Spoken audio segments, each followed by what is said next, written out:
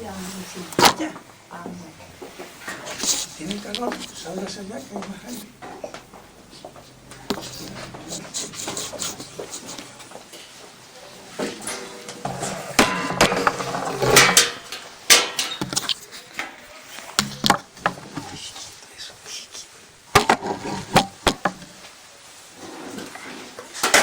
En nombre del Padre, del Hijo y del Espíritu Santo. Amén. Amados hermanos, en nuestro Señor Jesucristo nos encontramos en el domingo 15º después de Pentecostés y vemos en el Evangelio de hoy, tomado de San Lucas, la conmiseración que tiene nuestro Señor ante la escena que ve de la viuda de Naín, que se le muere su único hijo y que la asistía una gran muchedumbre de la ciudad. Y nuestro Señor, sin que nadie se lo pida, le dice: no llores. No me acuerdo qué santo o comentador dijo que quizás aquí vio en esta mujer un reflejo pálido de lo que le iba a ocurrir a su Santa Madre cuando lo viera crucificado en la cruz, y que esa imagen pudo influir o influyó en resucitar a este muchacho, hijo único de la viuda. De todos modos, vemos cómo nuestro Señor es compasivo, misericordioso, se duele del dolor, del sufrimiento ajeno. No es duro de corazón como los fariseos. El fariseísmo endurece el alma, el corazón. Y váyale a todos aquellos duros de corazón que gobiernan y reinan en este mundo.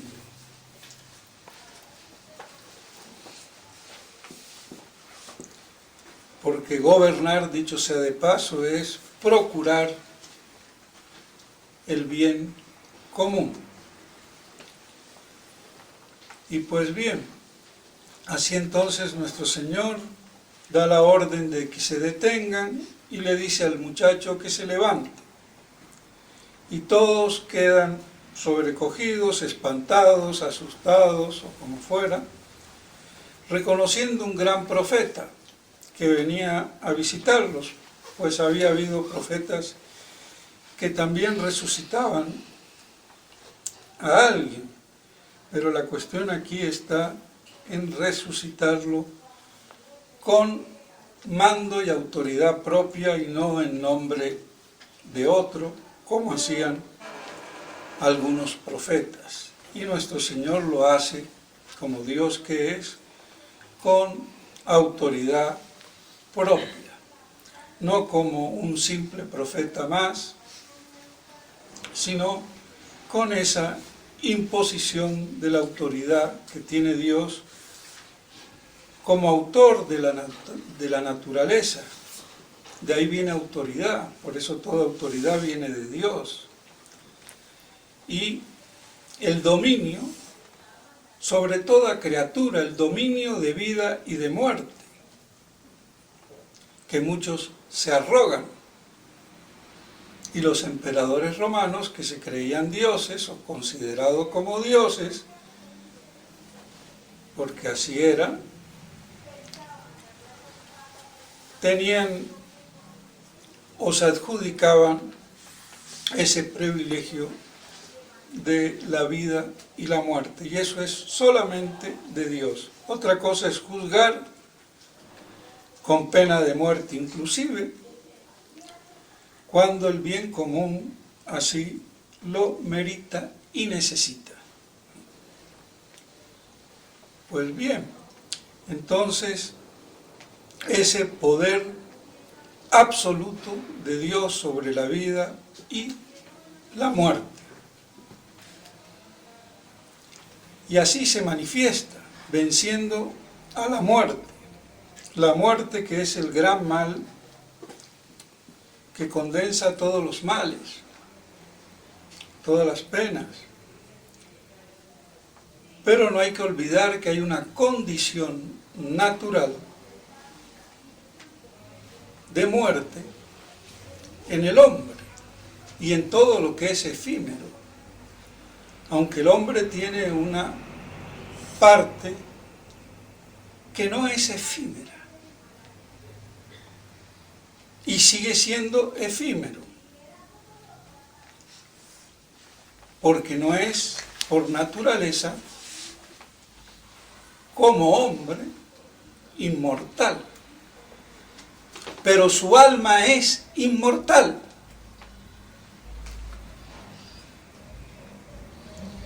Pero como hombre compuesto de alma y cuerpo, alma espiritual, porque todo lo que vive tiene alma, es principio de animación, pero puede ser un vegetal, puede ser un animal, o bruto, para que me entiendan, y un animal no bruto, racional, aunque hay más brutos de los unos que de los otros. Pero el alma como principio de vida.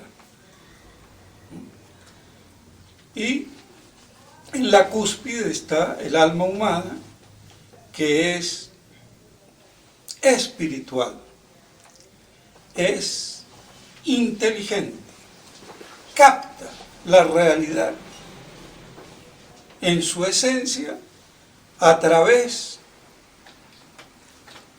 de los conceptos, las ideas, que son semejanzas de las cosas, porque conocer es tener la semejanza de algo en el intelecto. Entonces, esa capacidad intelectual no la tiene ni el vegetal ni el simple animal bruto, sino el hombre inteligente y los espíritus superiores, como los ángeles, que no tienen cuerpo, por eso son espíritus puros, no actos puros, que es solamente Dios. Pues bien, entonces, esa capacidad intelectual es la que hace o manifiesta y expresa que el alma no depende del cuerpo para conocer. Necesita del cuerpo, incluido el cerebro, y de los sentidos que el cerebro recoge después. Pero el acto de inteligir es puramente espiritual, y de ahí que el alma es eminentemente espiritual y por eso inmaterial e inmortal. Y por eso es un alma subsistente, que subsiste por sí misma, teniendo el ser participado de Dios por creación, pero subsiste en sí misma. En cambio, un animal y un vegetal, subsiste es el compuesto, y cuando se separa el alma de la materia, muere el vegetal o muere el animal, pero no muere, en el caso del hombre, el alma. Esa es la gran diferencia, porque esa alma subsiste por sí misma, por el acto de ser participado que Dios crea cuando infunde el alma en esa materia, que viene de los padres por vía de generación.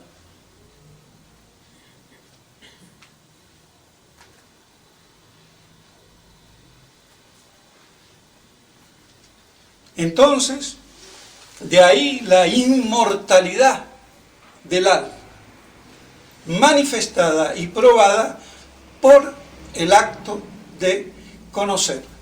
Y aquí el gran maestro Cayetano, de la mal llamada escuela tomista, y él igual, contradice a Santo Tomás. Para él el alma era inmortal por la fe, la revelación, pero no por simple metafísica, filosofía o constitución íntima, natural del ser. Entonces no había entendido a Santo Tomás, se acabó.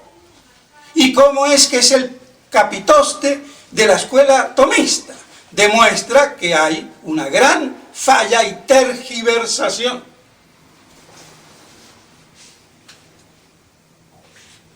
Y en este punto y en muchos que también están involucrados. Pero de esto no se entera ni Enecón. Así que no le pidamos filosofía a los seminaristas y a los sacerdotes después de que los ordena. Lo lamento. Entonces, esa subsistencia que el alma le da al cuerpo para que viva y sea, exista. Pero al separarse, lo que muere es el hombre, pero no la persona. Y aquí hay un problema, y lo tengo que decir y lo voy a repetir.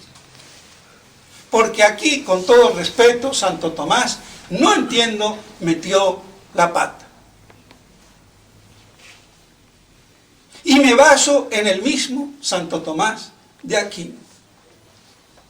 Yo soy ni una hormiga, ni una pulga al lado de Santo Tomás. Y eso me revienta la cabeza, porque como él no lo pudo considerar con la claridad que esto debe de tener.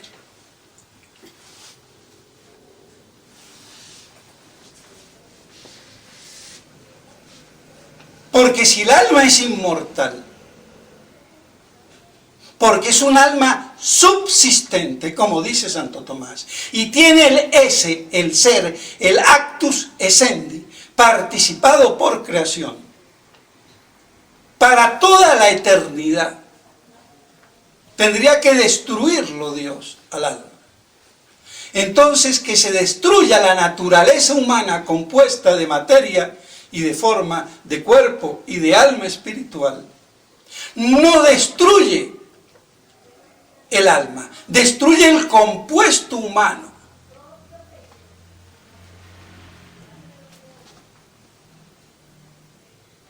Y es claro que no será una persona perfecta, porque le falta el cuerpo, de parte de la naturaleza humana, pero tiene la subsistencia eterna del ser participado. Y si no fuera persona, caeríamos en la incongruencia teológica y litúrgica que se le atributa al culto de los santos.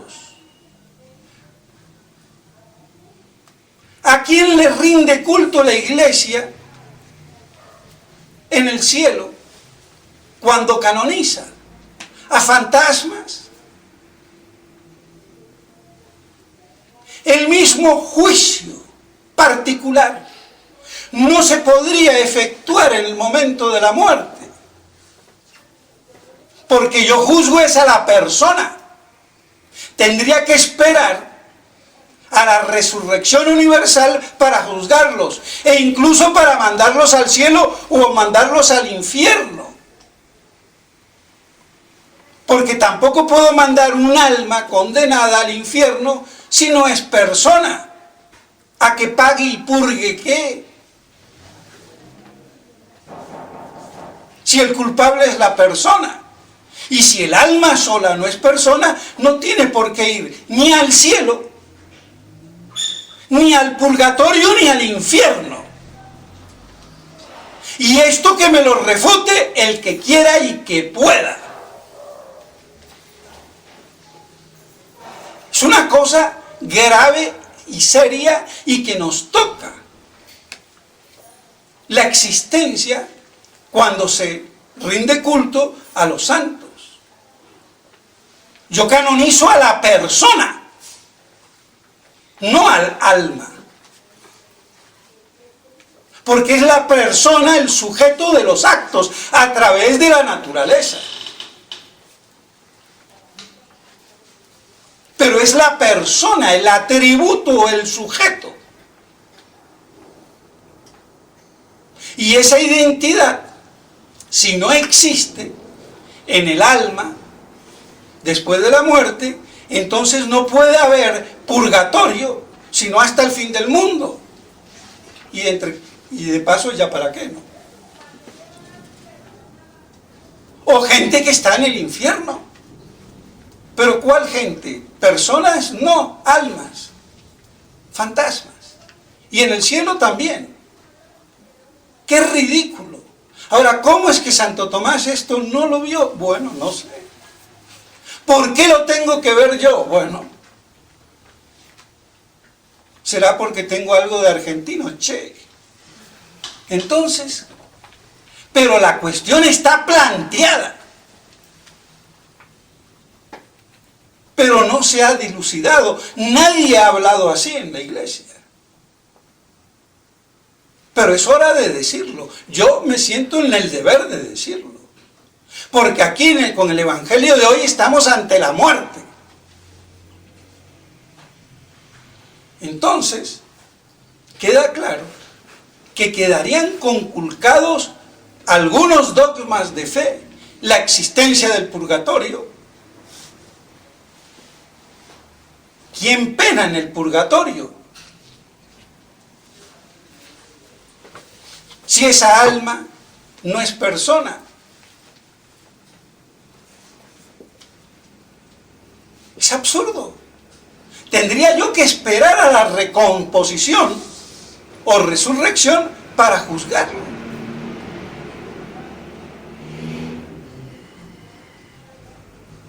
Entonces vemos que queda el juicio particular sin son ni ton, el purgatorio sin son ni ton y la canonización de los santos sin son ni ton. Y no se diga entonces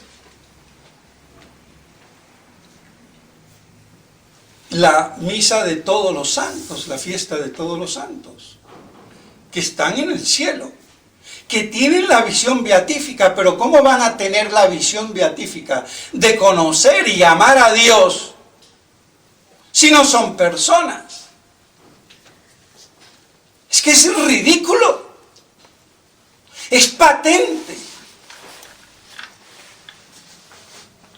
Entonces no vale que Santo Tomás haya dicho, medio de paso, y quizás no tan de paso, pero considerado al fin y al cabo, que las almas de los muertos no son personas. Lo que habría de decir que no son personas perfectas porque le falta la parte material que hace a la constitución de la humana naturaleza, pero tienen formalmente lo que los hace subsistir por sí mismo y por tener una intelequia racional, es persona. Porque incluso la naturaleza perfecta de hombre no es persona por sí mismo, y tenemos una contraprueba en la naturaleza humana de Jesucristo. Verdadero hombre, pero no es persona humana. Entonces, no me vengan con cuentos que la naturaleza humana es la que hace la persona. Pero aquí tendríamos el problema, y bueno, y el alma humana esa, que digo, el alma de la naturaleza humana de nuestro Señor, ¿qué subsistir tiene? Pues no la del ser participado, sino la del esse divinum, del Hijo. Y eso es lo que la hace persona divina.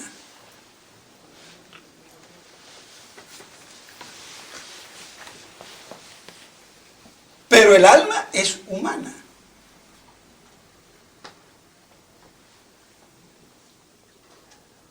Entonces, y en el mismo Dios, la naturaleza divina es perfecta, pero no es persona.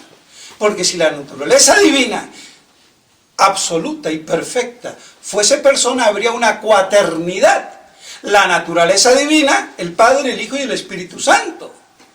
¿Y qué es lo que constituye la persona en la divinidad? La subsistencia propia del ser divino, de manera incomunicable y distinto por la relación de origen o de procedencia, si es del Padre, del Hijo o del Espíritu Santo. Entonces, no es un elemento material nunca lo que constituye formalmente la persona.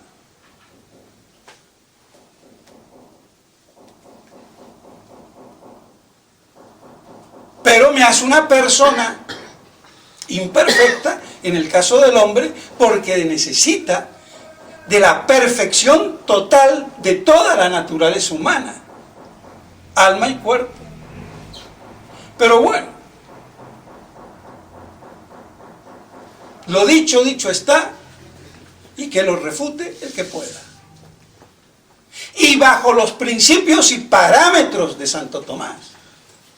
No es contra Santo Tomás. Pero ¿por qué Santo Tomás no lo dijo? Y bueno, ¿qué quieren? Humano es errar. Un hombre no puede ver todo. Y algo tendría que quedar para los pobres imbéciles como yo que vienen después.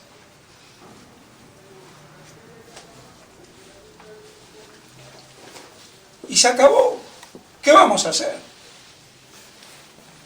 Pero quede claro, entonces, la importancia de la cuestión, porque no es solamente una discusión filosófica o incluso teológica, toca el dogma. ¿Cómo va a penar en el purgatorio una persona si no es persona? Es una contradicción flagrante. Ah, el alma, que sufra. Pero si no es persona. El alma beatífica en el cielo del santo, ¿de qué va a gozar si no es persona? Entonces es, perdónenme, ridículo, como diría algún British English. Ridículo. Lamentable. ¿Qué vamos a hacer?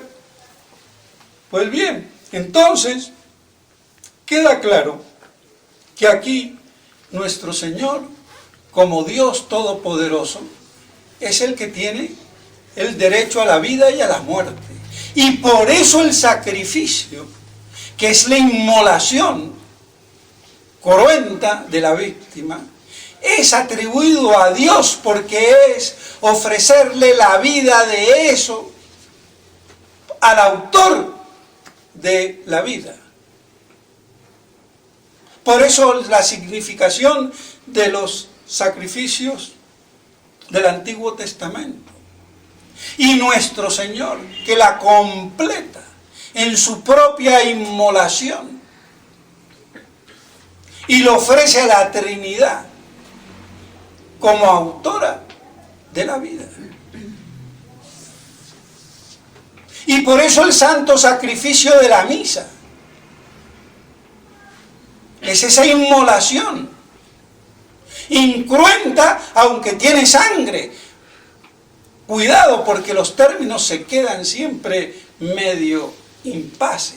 Incruenta, sin derramamiento físico de sangre, pero con derramamiento sacramental de sangre, porque hay sangre en su substancia.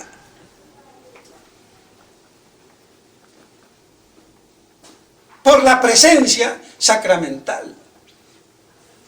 Pero no es que no haya muerte, ni haya y que no haya sangre. Hay una muerte sacramentalmente realizada, que es la misma de la cruz, y renovada por el milagro de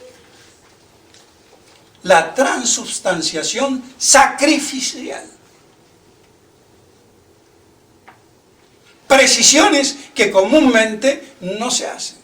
Y por eso las palabras, dicho sea de paso, tienen que significar no solamente la transubstanciación, sino el sacrificio o inmolación de la víctima. Y eso es lo que no tiene la nueva misa y por eso es inválida. Aunque Monseñor Lefebvre, con todo el mérito que tiene, nunca lo dijo ni lo pudo decir. Porque uno también es hijo de los papás que lo engendran. Y a él lo engendró una teología en esto un poco chueca. Hay que decirlo. Así son las cosas. Ahora me creo yo más que Monseñor Lefebvre, no. Más que Santo Tomás, no. Pero Dios me dio la cabecita para pensar. Punto. Y el que no esté de acuerdo, salga a la palestra, aquí y donde sea, y se ventila la cuestión. Pero las evidencias que doy son irrefutables. Y tocan al culto divino. Porque yo no le pido a ningún San José, ni a ningún San Pedro, ni a ningún San como algo que no es persona. Y si no es persona, ¿cómo me va a entender? Es como si le pidiera a un burro. Me va a dar una patada cuando mucho. Porque en ese estado estarían las almas de los muertos, del que sea. Pues bien, entonces, que esto nos ayude a ver la importancia del alma inmortal y del poder de nuestro Señor ante la muerte, que la vence y es su primer milagro, que resucita. Después resucitará al muchacho de Jairos, y después a Lázaro, y después su propia resurrección. Pues bien, entonces, que sepamos que la muerte está vencida. Y me alargo, pero me tengo que alargar porque no queda otra. Y además tiene contenido, no es hablar por hablar. Porque si se van a estudiar lo que yo digo en un sermón, no lo aprenden los seminaristas ni un año en ECON ni en ningún seminario. Así de claro. Porque van muchas cosas involucradas. Filosóficas, teológicas y dogmáticas. ¡Ojo! Que no está hablando ningún naripingao, o como se diga. Entonces, la muerte está vencida. Y Dios, nuestro Señor, hace de la muerte en la cruz el principio de salvación redentora. Vean cómo se concatena. Con lo peor nos da lo mejor. Nos reestructura sobrenaturalmente y nos da la posibilidad de salvarnos. Porque el mal entró por el pecado, por el maligno, porque éste no era ni el mejor ni el peor de los mundos, como postulaba Leibniz. Pero es verdad que este mundo que vivimos no es el que Dios codificó prístinamente, porque se introdujo por vía de la libertad el mal, por la apostasía de los ángeles y la de Adán en el paraíso.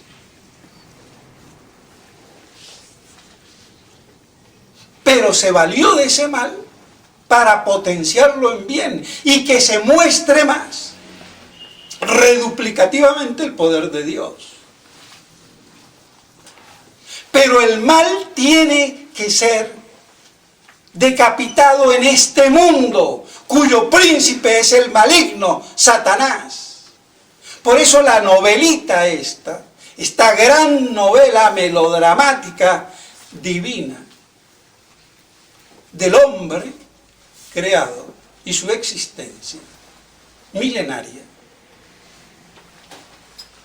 tiene que ser decapitado.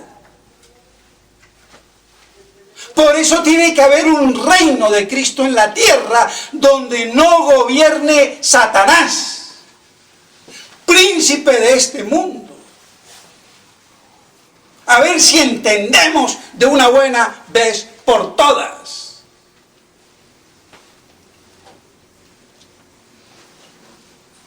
Y tiene que ser vencida la muerte que se introdujo por esa defección voluntaria. Entonces, esto nos está pregonando un futuro sin muerte, después de la parusía, y que llamamos el reino de Cristo Rey, o el triunfo del Inmaculado Corazón de Jesús y María. Pero esto no lo pueden ver los que no tengan la óptica milenarista patrística. Ese es el problema. Y por no tenerla, colaboran y siguen colaborando con esta defección de la Iglesia, que es una apostasía universal.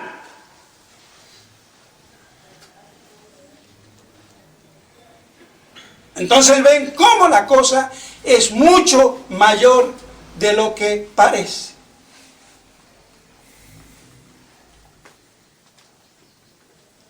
Entonces, esto tiene que desaparecer y venir el verdadero triunfo, donde en esta tierra no puede ser el príncipe de este mundo el que reine, gobierne y mangonee. Y por eso tiene que ser vencido. No solamente de derecho, sino de hecho.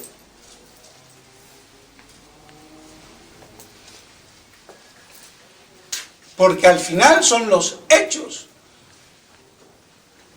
los que valen. Entonces, mis estimados hermanos, no me quiero alargar, ya me alargué, pero que esto sirva de meditación y de que comprendamos un poco más el misterio que vivimos y que podamos así entonces tributar la verdadera oblación de nuestro ser